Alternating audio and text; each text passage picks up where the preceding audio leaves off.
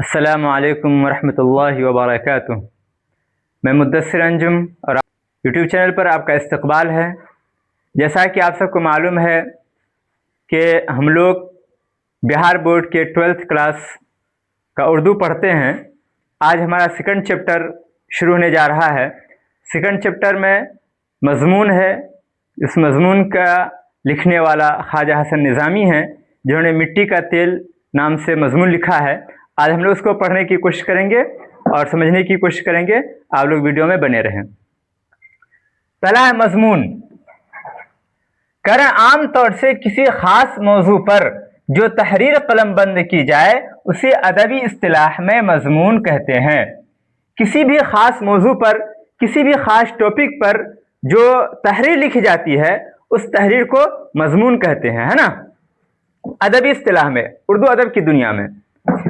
جس تحریر میں شعر و ادب کی تفہیم اور تعبیر و تشریح کی کوشش ہوگی اسے تنقیدی مضمون کہا جائے گا، ہے نا۔ مضمون کے بھی کئی پرکار ہیں، مضمون کی بھی کئی قسمیں ہیں۔ تو وہی بتا رہے ہیں کہ جس تحریر میں شعر و ادب کی تفہیم یعنی شعر کے بارے میں، ادب کے بارے میں سمجھایا جائے گا یا اس کی تعبیر بتائی جائے گی، تشریح بتائی جائے گی، تو ایسے مضمون کو ہم تنقیدی مضمون کہیں گے۔ آگے ہے جس تحریر میں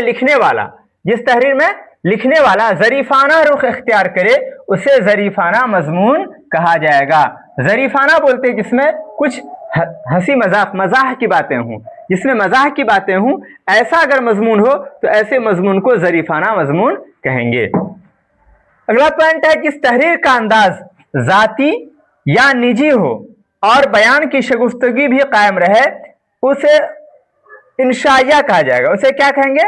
اسے انشائیہ کہا جائے گا۔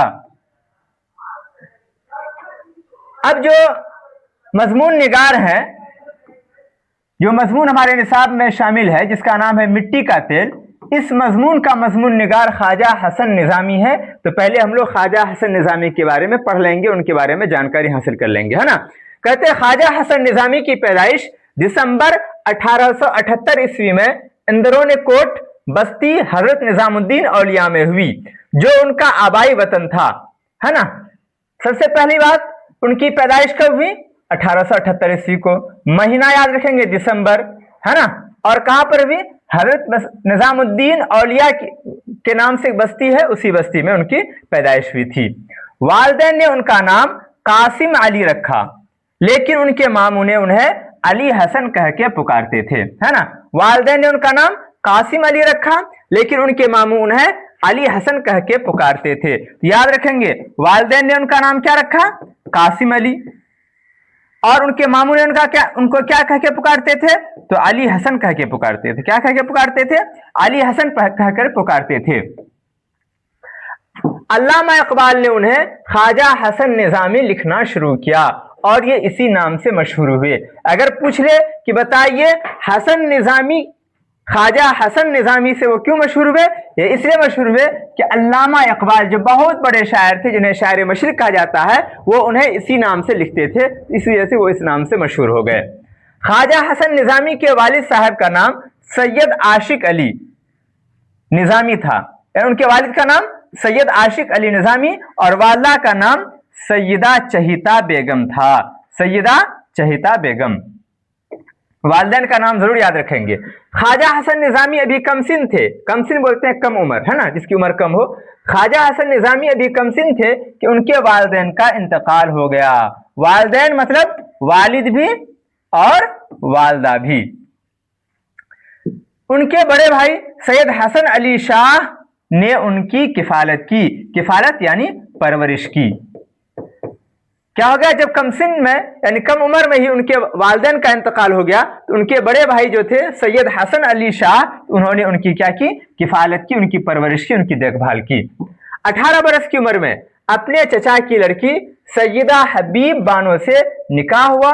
پہلی بیوی کے وصال کے بعد، ہے نا، پہلی بیوی کے وصال کے بعد سیدہ محمودہ خواجہ بانو سے نکاح کیا۔ یعنی پہلے یہ بات یہ رکھیں گے کہ 18 برس کی عمر میں ان کی شادی ہوئی تھی، اور کن سے شادی ہوئی تھی؟ سیدہ حبیب بانو سے۔ پہلی بیوی کا نام सैयदा हबीब बानो। ये सैयदा हबीब बानो ख्वाजा हसन निज़ामी के चचा की लड़की थी। और पहली बीवी के जब विसाल हो गया, विसाल बोलते इंतकाल को, है ना, जब पहली बीवी का इंतकाल हो गया तो ख्वाजा हसन निज़ामी ने सैयदा महमूदा ख्वाजा बानो से निकाह कर लिया। अगला पॉइंट है, ख्वाजा हसन निज़ामी ने 200 से ज्यादा किताबें लिखी। कितनी किताबें लिखी? 200 से ज्यादा किताबें लिखी। और सिपारे दिल उनकी इंशा पर्दाजी का अहम नमूना है। ये उनकी किताब है जिसमें इंशाइया है, तो वही कह रहे हैं सिपारे दिल उनकी इंशा पर्दाजी का अहम नमूना है।